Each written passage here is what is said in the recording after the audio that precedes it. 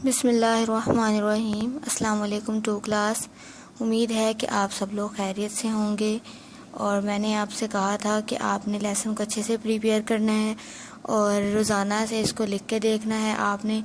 ठीक है, daily base पर अपने जितने भी लेसन होते हैं आपको करवाए जाते हैं उनको आप लोग लिख के देखा करें ताकि आपकी इमला की गलतियाँ वगैरह बिल्कुल सही हो जाएं।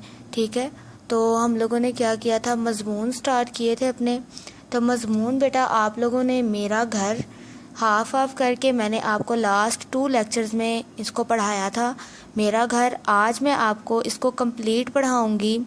जिन बच्चों ने अनफॉर्चुनेटली हाफ करके याद नहीं किया तो वो यहाँ पे फुल मैं आज पढ़ाने जा रही हूँ, तो फुल जो है वो ज़रा ज़्यादा मेहनत करके तो ये सारा याद कर सकते हैं।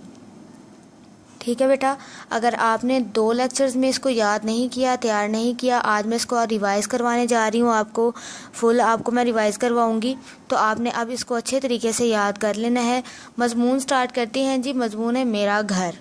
ठीक है, और ये स्टार्ट हो जाती मैं फ़र्रुखाबाद में रहता या रहती हूँ। ठीक है, अगर आप लड़का हैं तो रहता लिखना है, अगर लड़की हैं तो रहती लिखना है। ठीक है, मैं फ़र्रुखाबाद में रहता या रहती हूँ। मेरा घर सड़क के किनारे वाक़े है। कहाँ वाक़े है जी? आपने लिखना है मेरा घर सड़क के किनारे वाक़े है। मेरे घर में 5 कमरे और 1 सेहन है। हाँ जी, क्या लिखना है आपने? मेरे घर में 5 कमरे, कितने कमरे? 5 कमरे और 1 सेहन है। कितने सेहन है? 1 सेहन है। ठीक है, सब कमरे हवादार हैं। जी बेटा, सब कमरे कैसे हैं? सब कमरे हवादार हैं। ठीक है, यानी खुले हैं, बड़े बड़े हैं, हवादार हैं। सेहन का कुछ हिस्सा कच्चा है। क्या है बेटा? सेहन का कुछ हिस्सा क्या है? कच्चा है। बेटा कच्चा वो थे जहाँ पे मट्टी मौजूद हो, मट्टी वाला। ठीक है, वो हिस्सा जो है वो सेहन का एक कच्चा है। कच्चे हिस्से में अम्मी जान ने सब्जियां उगा रखी हैं। जी बेटा, वो कह रहे हैं कि जो सेहन का कच्चा हिस्सा है ना, जहाँ पे मट्टी वगैरह है, वहाँ अम्मी जान ने कुछ सब्जियां जो हैं वो उगा रखी हैं। सब्जियां लगाई हुई हैं सेहन के कच्चे हिस्से में। ठीक है, घर का एक कमरा मेहमानों के लिए है। जी बेटा, कितने कमरे हैं? 5 कमरे हैं, उसमें से एक कमरा क्या है? मेहमानों के लिए है, यानी कि वहाँ पे मेहमानों को बिठाया जाता है। अगर कोई मेहमान आ जाते हैं तो वो कमरा उनके लिए बनाया गया है। हमारे घर में एक छोटा सा बाग है। जी क्या है एक छोटा सा? कह रहा है कि हमारे घर में एक छोटा सा बाग है जिसमें रंग बिरंगे फूल लगे हुए हैं।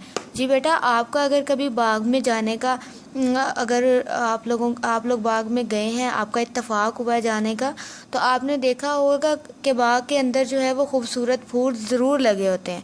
दरख्त लगे होते हैं, प्यारे प्यारे घास होती है, खूबसूरत फूल होते हैं। ठीक है, रंग बिरंगे फूल होते हैं। रंग बिरंगे मतलब मुख्तलिफ़ रंगों के फूल होते हैं।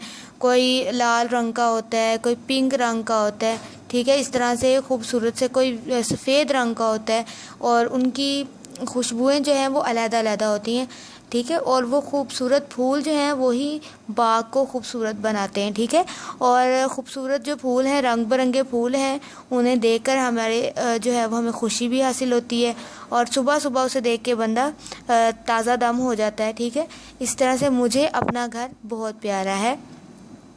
तो उसने भी अपने घर में एक जो है वो छोटा सा बाग बनाया हुआ है।